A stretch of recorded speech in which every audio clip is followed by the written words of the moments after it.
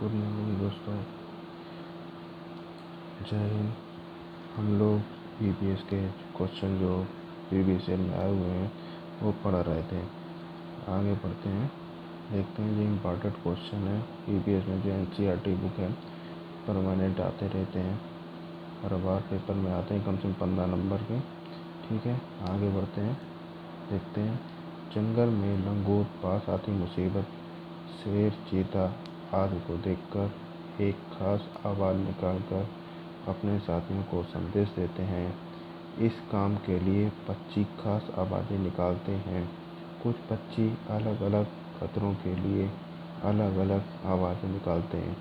उड़कर आने वाले पक्षी दुश्मन के लिए एक तरह की आवाज़ और ज़मीन पर चलकर आने वाले दुश्मन की एक तरह की आवाज़ चाहे किसी भी जानवर ने निकाली हो, एक इलाके के बाकी सभी जानवर इस चेतावनी भरी आवाज़ों से सचेत हो जाते हैं।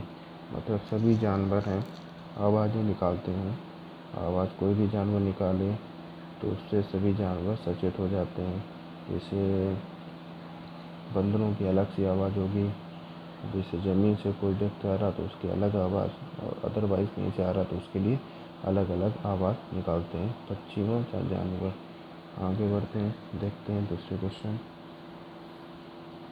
कुछ जानवर तूफान या भूकंप आने के कुछ समय पहले अजीब हरकतें करने लगते हैं।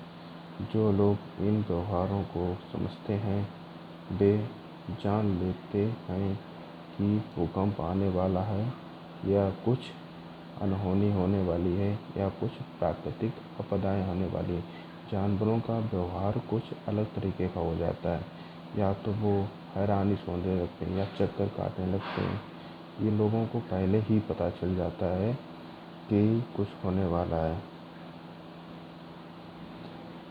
तो जो अंटार्कटिका में भूकंप आया था दिसंबर 2004 में, यहाँ आज सुनामी आई थी, भूकंप नहीं।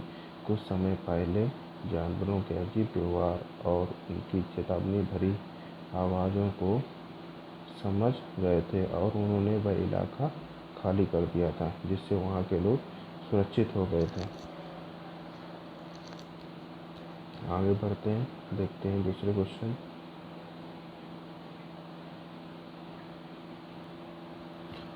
घरेलू मक्खी का वैज्ञानिक नाम क्या है? मस्का डोमेस्टिका है। रेशम का कीड़ा अपनी मादा को उसकी गंध से कई किलोमीटर दूर से पहचान लेता है।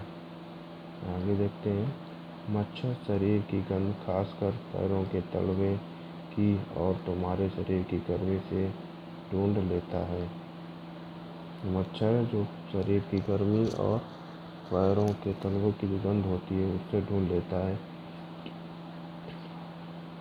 सड़कों पर कुत्तों की जगह बटी होती है।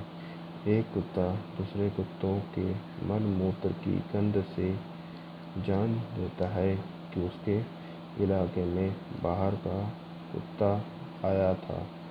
तो कुत्तों के इलाके बटे होते, जब किसी बाहर का कुत्ता आ जाता है तो सारे कुत्ते भौंकने वगैरह लगते हैं, हाँ, उसके पीछे आ जाते हैं। और एक कुत्ता भौंकता है उसके साथ में ही सारे कुत्ते आ जाते हैं, वो भी भौंकने लगते हैं कुत्ते की आवाज़ सुनकर। ठीक है, इसलिए उनकी अलग अलग जगह बटी होती है। आगे देखते हैं, ज़्यादातर पक्षियों की आँखें उनके सिर के दोनों तरफ होती हैं। ये एक ही समय में दो अलग अलग चीज़ों पर नज़र डाल लेते हैं। जब ये बिल्कुल सामने देखते हैं तब इनकी दोनों आँखें एक ही चीज़ पर होती हैं। जब वो दोनों तरफ सामने देखें तो उनकी आँखें एक चीज़ पे होंगी, लेकिन जब इधर उधर देखते हैं तो उनकी दोनों जगह आँखें होती हैं। इधर की वस्तु भी देख सकते हैं, उधर की वस्तु भी देख सकते हैं। ठीक है, कई पक्षी अपनी गर्दन बहुत ज़्यादा हिलाते हैं। ज़्यादातर पक्षियों की आँखें की पुतली घूम नहीं सकती, वे अपनी गर्दन घुमाकर ही आस पास देखते हैं। पक्षियों की जो आँखें होती हैं चपटी होती हैं, कुछ लोगों की पुतली घूमती हुई नहीं है, वो इधर उधर गर्दन हिलाते रहते हैं। देखना कुछ पक्षी होते हैं जो गर्दन हिलाते रहते हैं क्योंकि उनकी आँखें